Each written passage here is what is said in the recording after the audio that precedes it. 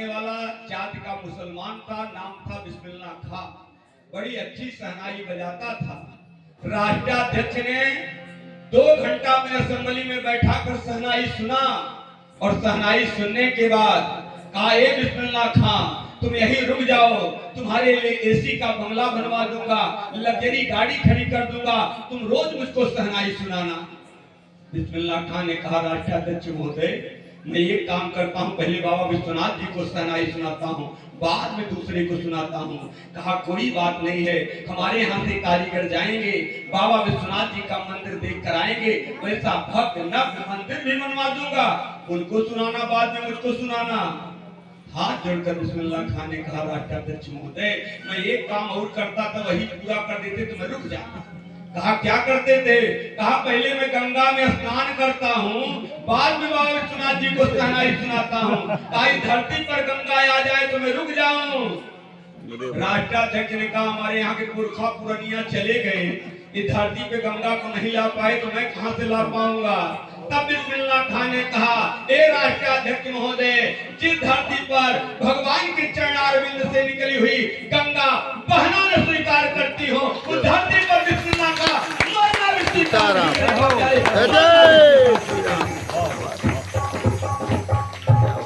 ऐसी धरती पे आप लोगों का जन्म हुआ है।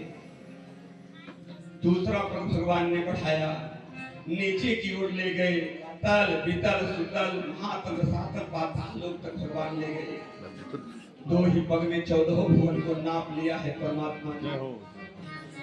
तब हाथ जोड़कर राजा बलि भगवान गोविंद से कहते हैं कि हे गोविंद, आपने तो मेरी अभी संपत्ति नापा है, एक बात बताइए कि धन बड़ा होता है कि धनवान बड़ा होता है? भगवान ने कहा, धन नहीं, धनवान बड़ा होता है, धनवान के अधीन सारे धन होते हैं। कहा, भी आपने मेरा धन नापा, भी धनवान है आपके सामने खड़ा है, आप जैसे याचक बनकर मेरे दरवाजे आए थे, वैसे आप मेरे सामने आ जाएं तो तीसरा पग भी मैं दे सकता हूँ। तब भगवान ने फिर वही छोटा सा रूप धारण किया है और बलि लेट जाता है और भगवान उसके सिर पर अपना चरण रखते हैं और ले गए हैं सुतल लोक, और सुतल लोक का उसको राजा बनाया है। जब सुतल लोक का राज्य बलि को प्रदान किया तो हाथ जोड़कर भगवान के सामने बलि ने कहा कि प्रभु, आपकी यह मोहनी मूरत मेरे मन को भा गई है। कहा, तुम वरदान मांग लो। भगवान ने जब वरदान मांगने के लिए कहा तो राजा बलि ने कहा, यहाँ जितने दरवाजे हैं, जिधर हमारी दृष्टि जाए मैं जिधर देखूं आप ही के दर्शन करता हूं। अब भगवान नारायण चलने के लिए गए थे, अब तो उनके यहाँ दरबान बन गए। अब दरबान बन गए। नारायण की लीला जब यह सूचना लक्ष्मी मैया को प्राप्त हुई तो लक्ष्मी मैया भगवान नारायण को लेने के लिए गई। भागवत में तो यह वर्णन नहीं है, लेकिन छिपक कथा आती है कि श्रावण पूर्णिमा के दिन लक्ष्मी मैया रुदन करना प्रारंभ किया है। आज बड़े दुख के साथ कहना पड़ रहा है कि बहनों के दरवाजों पर भाइयों का जाना बंद हो गया। आज भी हम अपनी परंपराओं को भूलते जा रहे हैं, जिसके विषय में शास्त्रकारों ने लिखा कि धन्यम ही भारतवर्षम, धन्या भारत संस्कृति, भारतीय जना धन्या धन्यात्माकम परंपरा। हम अपनी परंपराओं को छोड़ते जा रहे हैं। आज तक किसी बहन ने नहीं कहा कि मेरे लिए भैया नवलखा हारे लेकर रक्षाबंधन पर आना। आज बड़े दुख के साथ कहना पड़ रहा है कि भाई जो हैं बहनों के दरवाजे पर नहीं जाते हैं। जब रक्षाबंधन का पवित्र पावन पर्व आता है, भैया दूज का पवित्र पावन पर्व आता है, यदि भाई बहन के दरवाजे पर 100 रुपए की साड़ी लेकर पहुंच जाता है तो बहन कीमती साड़ी पहने हो उस साड़ी को निकाल कर खूंटी पर टांग देती है और 100 रुपए की साड़ी पहनकर आस-पास की पड़ोस की महिलाओं के पास जाती है। इस बार रक्षाबंधन पर भैया मेरे लिए यही त्योहार ले आए थे, यही त्योहार ले आए थे।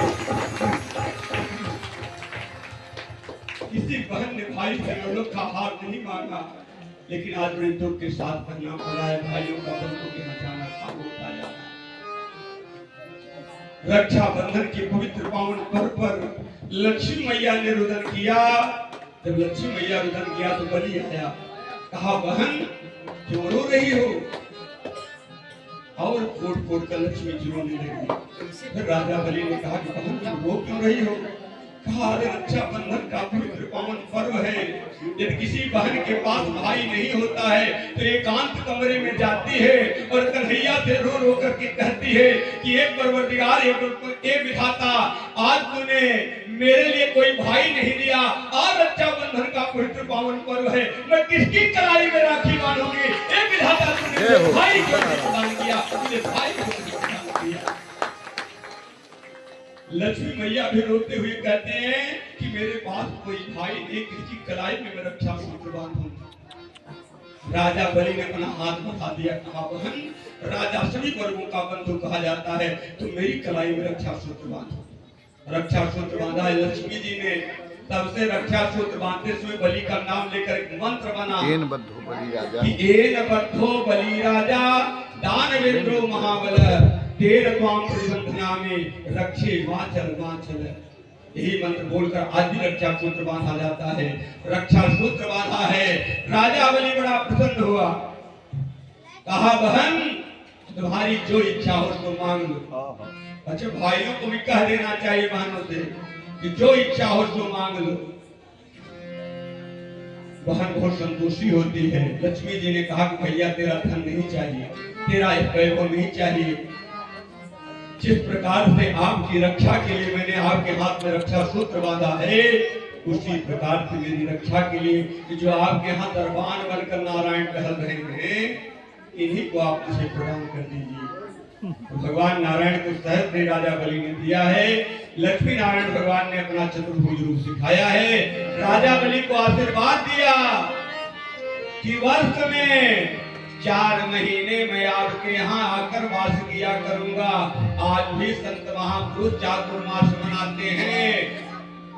आषाढ़ एकादशी से लेकर अभी जो एकादशी बीती है प्रबोधनी एकादशी तक 4 महीने भगवान नारायण सुतल लोग जाकर राजा बलि को दर्शन दिया करते हैं, उनके साथ वास किया करते हैं।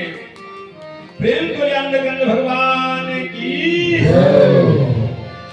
अब आइए हम 9वें स्कंद में प्रवेश करेंगे। 10वां स्कंद हुआ है, 10वें स्कंद में छोटी सी और कथा है बड़ी बढ़िया, लेकिन संक्षिप्त में आप लोग जान लीजिए गज और ग्राह की कथा।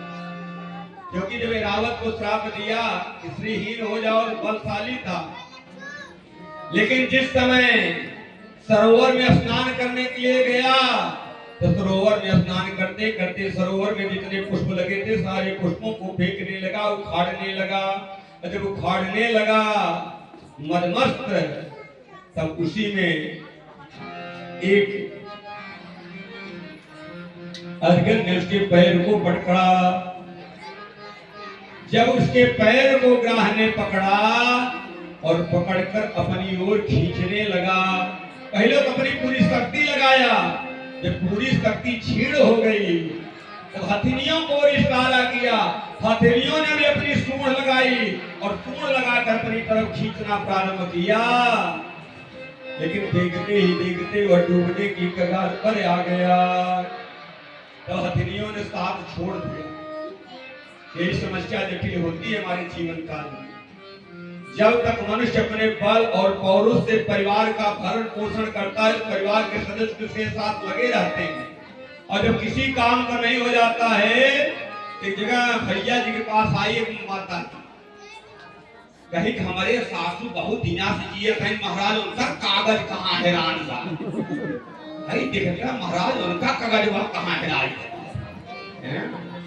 परिवार के सदस्य भी जब मनुष्य कार्य करने में सक्षम नहीं होता तो सोचते हैं कितनी जल्दी अभी चले जाएं।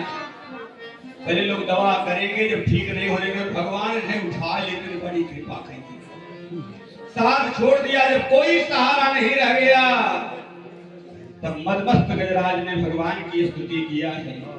किसी का नाम नहीं लिया इस श्लोक में। नमो स्वनंताय सहस्रमूर्तये सहस्रपादाक्ष शिरोर्बाहवे सहस्र नामने पुरुषाय शाश्वते सहस्र कोटि युग धारिणे। किसी देवता का नाम नहीं लिया तो भगवान ने क्या रूप धारण किया है? एक तरफ से ग्राह घसीटे एक तरफ से राह घसीटे, एक तरफ गजराजा गजराजा गजराजा, हार मान गजराज पुकारे, हार मान गजराज पुकारे, मुरली वाले आजा आजा आजा हो। एक तरफ से राह घसीटे, एक तरफ से राह घसीटे, एक तरफ गजराजा गजराजा गजराजा, हार मान गजराज पुकारे, हार मान गजराज पुकारे, मुरली वाले आजा आजा आजा हो। एक तरफ से राह घसीटे,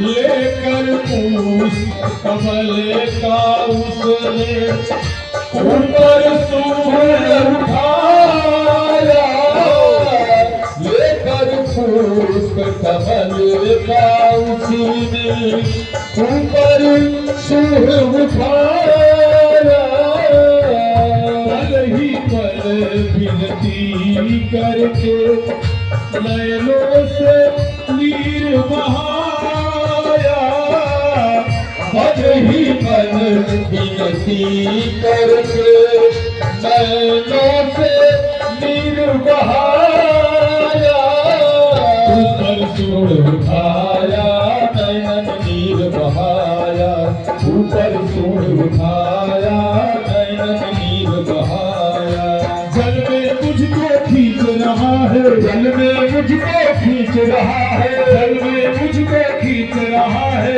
आंख बंद छुड़ा जा आजा आजा हो।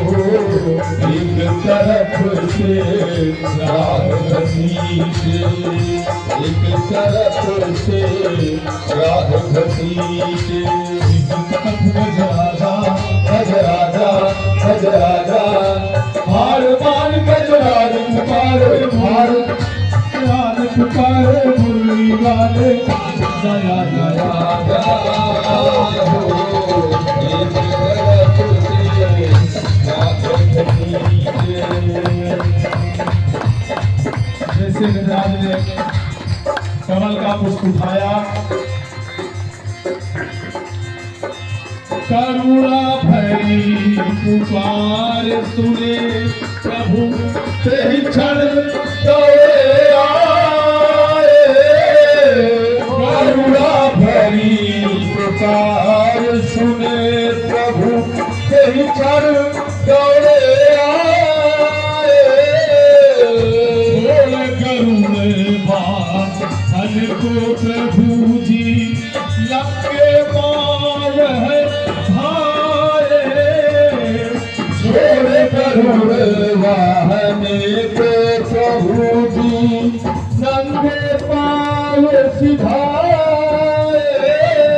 छोड़ करुण को आए नंगे पाव सिधाए, छोड़ करुण को आए नंगे पाव सिधाए, गजब मारे और राह तारे, गजब मारे और राह तारे, रुम रुम बाजे बाजा आजा आजा हो।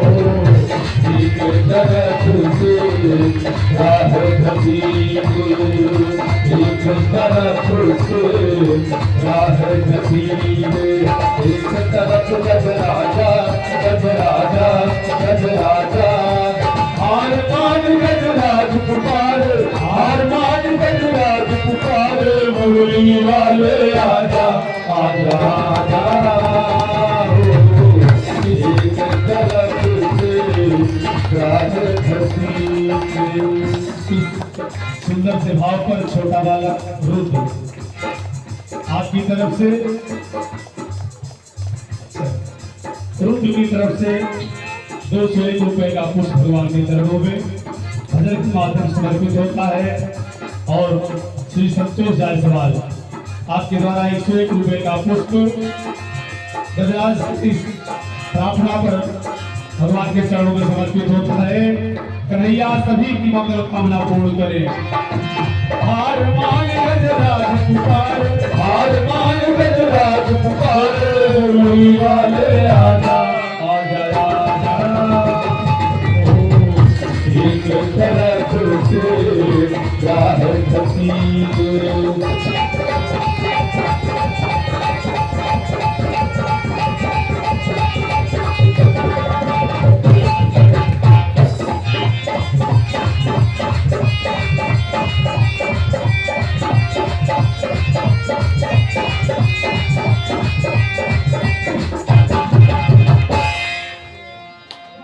भगवान नारायण की लीला जिस समय भगवान हरि का नाम लिया, भगवान दौड़ते हुए आए तो पहले ग्राह का उद्धार किया है। पहले को बाद में भगवान ने तारे, पहले ग्राह का उद्धार किया। लोगों ने पूछा भगवान आप तो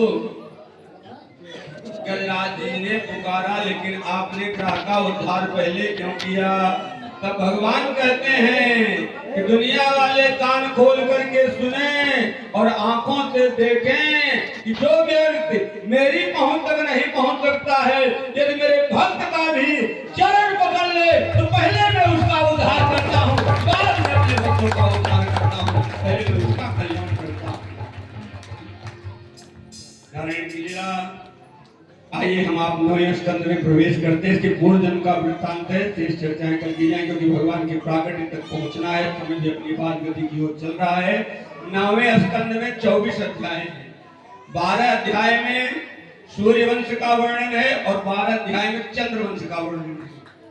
तो पहले 12 अध्याय में भगवान राघव सरकार का प्राकट्य हो जाए तो 12 अध्याय की कथा आप लोग सुनेंगे। पहले सूर्य वंश का वर्णन।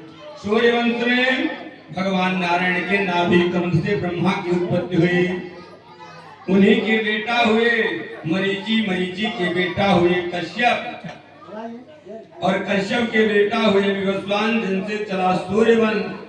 आगे चलकर इन्हीं के कुल खानदान में हुए इक्ष्वाक, इक्ष्वाक हुए नृग, नृग के हुए सयाते।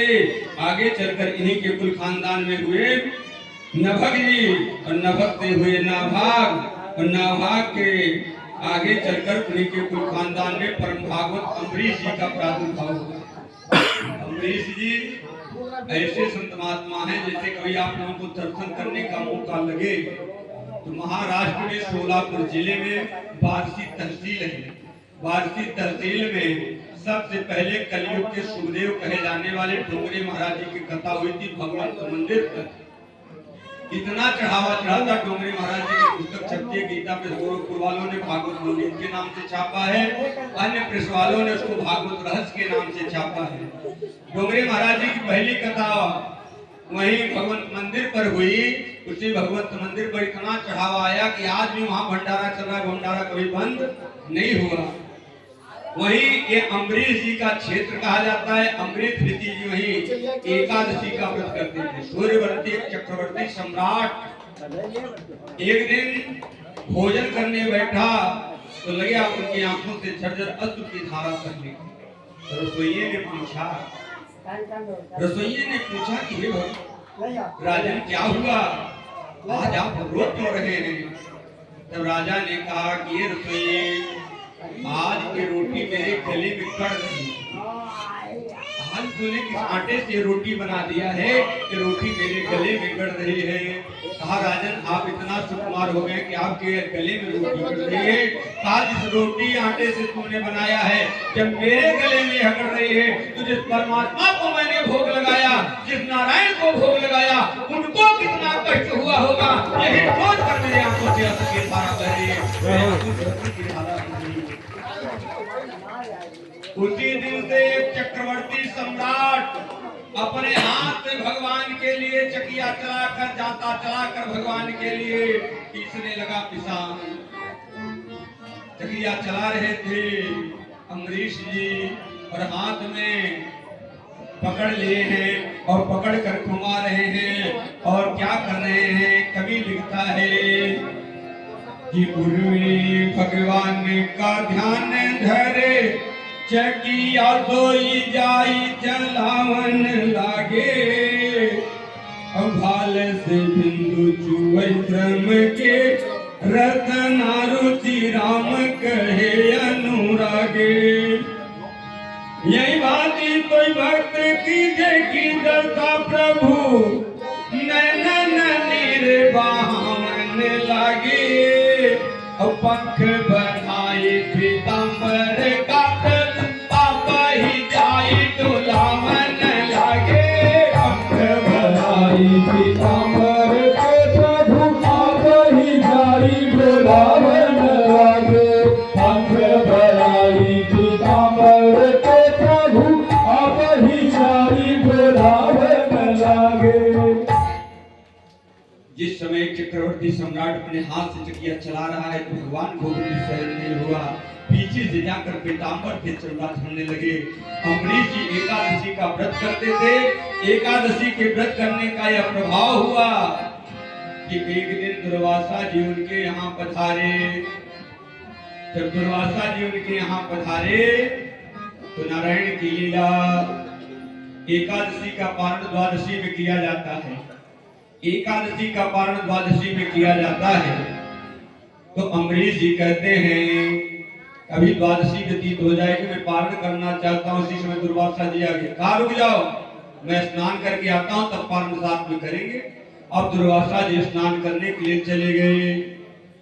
जब स्नान करने के लिए चले गए, यहाँ द्वादशी व्यतीत होने वाली है, तो करना क्या चाहिए। शास्त्रकारों ने लिखा है 6 दिन अन्न खाने वाला व्यक्ति नरक जाता है। 6 दिन अन्न नहीं खाना चाहिए। 6 दिन अन्न खाएंगे तो नरक जाएंगे। और 6 दिन कौन है। रविंद्र ग्रासे हरि जन्म काले, प्राण प्रयाणे हरिवास रे। कन्या च दाने तुझ भोजना दो, यजन भोजी नरकम कयांति। रवि इंदु ग्रासे, सूर्य ग्रहण और चंद्र ग्रहण का पर्व लगा हो, उस समय अन्न खाने वाला व्यक्ति नरक जाता है। उस दिन अन्न नहीं खाना चाहिए। कब? जब ग्रहण का पर्व लगा होता।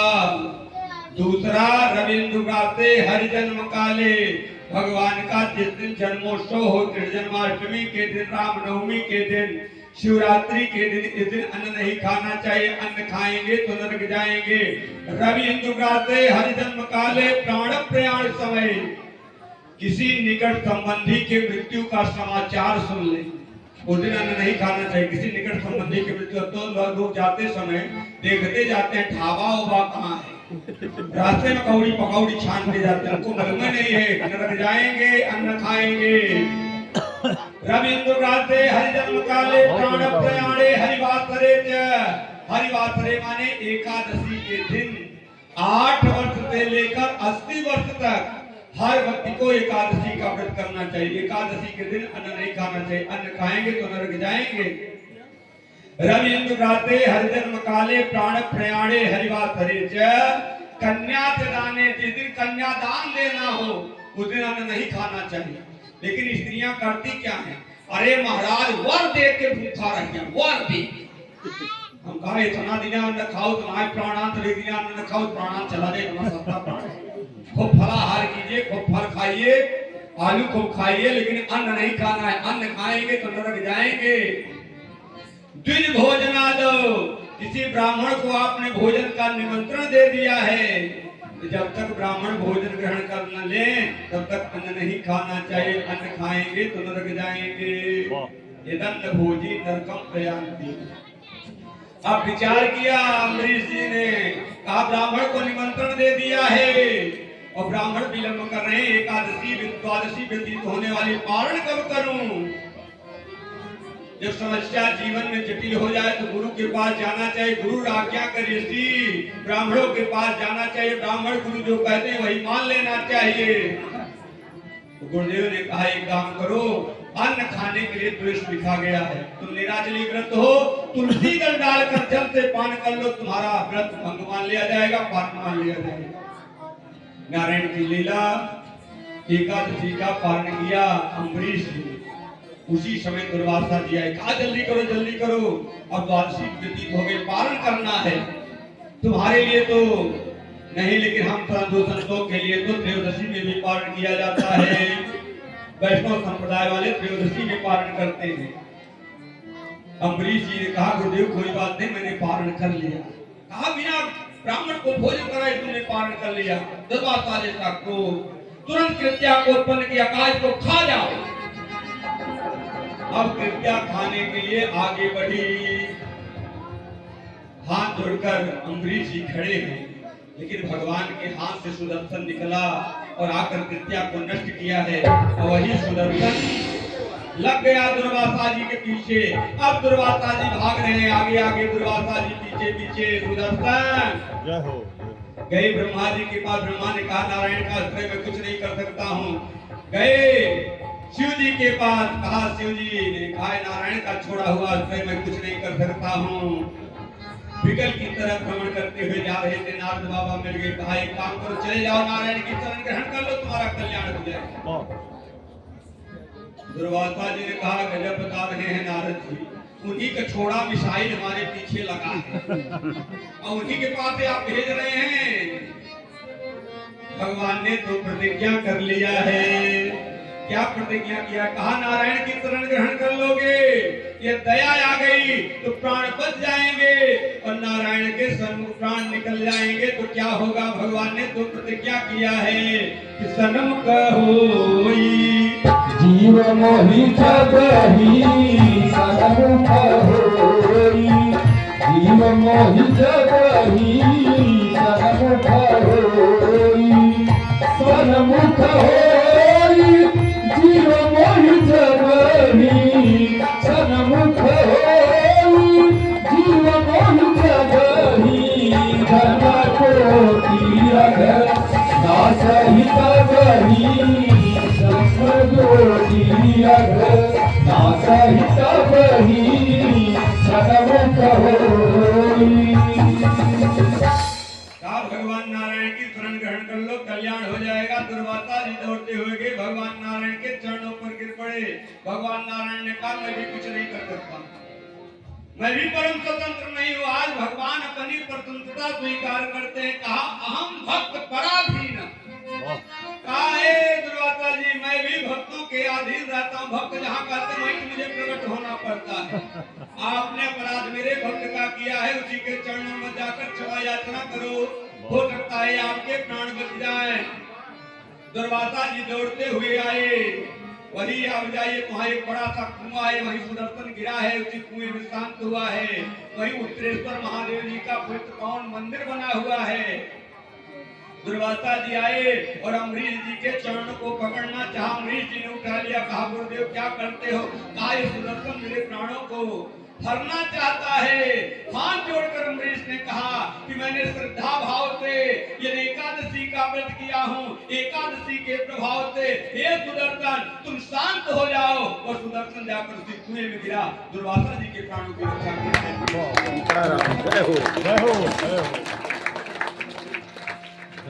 अब इन्हीं के कुल खानदान में आगे चलकर पुनर्सेवा हुए, आगे चलकर इन्हीं के कुल खानदान में युवनाथ हुए, युवनाथ के हुए मानधाता, मानधाता के हुए सत्यव्रत, सत्यव्रत के हुए हरिश्चंद्र, जिन्होंने सत्यता को प्रकट किया है। आगे चलकर इन्हीं के कुल खानदान में हुए रोहित, रोहित के आगे चलकर इन्हीं के कुल खानदान में हुए बाहु, बाहु के बेटा हुए सगर, सगर के 60,000 पुत्र कपिल भगवान की दृष्टि से नष्ट हुए हो गए थे। आगे चलकर इन्हीं के कुल खानदान बचे अंशुमान, अंशुमान आगे चलकर इन्हीं के कुल खानदान में हुए असमंजस, असमंजस के बेटा हुए अंशुमान और अंशुमान के बेटा हुए दिलीप, दिलीप के पुत्र हुए भगीरथ। आगे चलकर इन्हीं के कुल खानदान में भगीरथ के हुए पर्ण, सुपर्ण के हुए सौदात, सौदात के हुए अस्मत, अस्मत के हुए नारी कवच, नारी कवच के हुए खटवान, खटवान के हुए दिलीप, दिलीप के हुए रघु, रघु के हुए अज, अज के हुए दशरथ। आगे चलकर इन्हीं के यहाँ परमात्मा 4 रूपों में प्रकट हुए, राम लक्ष्मण भरत शत्रुघ्न। जय बोले राजा रामचंद्र की। एक लाइन आप लोग सुनेंगे। जन्मे हैं 4 भैया अवध में बाजे बधैया। जन्मे हैं 4 भैया अवध में बाजे बधैया।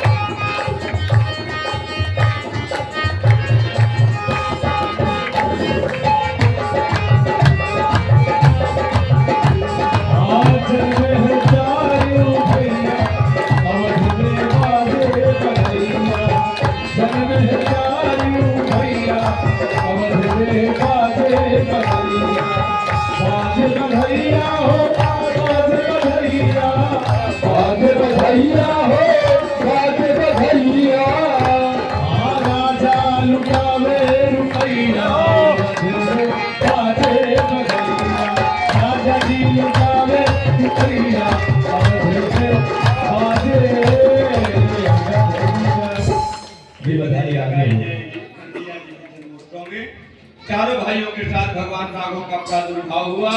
आगे चलकर इन्होंने ताड़का का उद्धार किया, माता सुबाहु का उद्धार किया। जाकर माता सीता जी से इनका विवाह होता है, धनुष्य हुआ है। कभी मौका लगेगा मैं आप लोगों को सुनाऊंगा राम कथा में भी, किसी व्यास ने नहीं सुनाया होगा। जिस समय धनुष टूटा था उस समय हनुमान जी वहां विद्यमान रामचरितमानस से प्रमाणित करने का भी प्रयास करूंगा। कोई मौका रहा तो राम कथा का आयोजन हुआ। निवेदन में आप लोगों के समझ कर रहा हूं की कथा हुई है। उसके बाद भगवान की वन लीला में भगवान के साथ सीता जी का हरण होता है। हरण होने के बाद हनुमान जी गए हैं लंका को भी ध्वंस करके वापस लौट करके आए हैं। रावण का वध किया है भगवान ने। रावण का वध करने के बाद जब वापस लौट करके आए हैं तो उनका राज्याभिषेक हुआ है। एक बात सुनना प्यारे, बहुतों ने राम राज्य की स्थापना करना चाहा। इससे पहले भी कई लोग ऐसे हुए जो चाहते थे कि मेरे नाम के राज्य की स्थापना हो जाए, लेकिन नहीं हो पाई। कौन करना चाहता था? हिरण्यकशिपु राज्य की स्थापना न कर सका हुंकार के बल पर। परशुराम राज्य की स्थापना न कर सके कुठार के बल पर। रावण राज्य की स्थापना न कर सका तलवार के बल पर। वही मेरे राघव ने राम राज्य की स्थापना किया है प्यारे, जो केवल संस्कार के बल पर।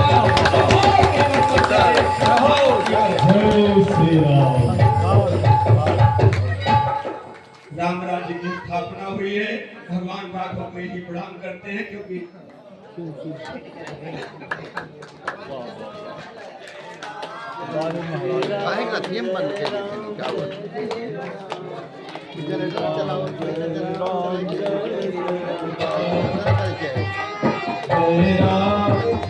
जय राम श्री राम जय राम जय जय राम श्री राम जय राम जय जय राम श्री राम जय राम जय जय राम श्री राम जय राम जय जय राम श्री राम जय राम श्री राम जय राम जय जय राम श्री राम जय राम जय जय राम।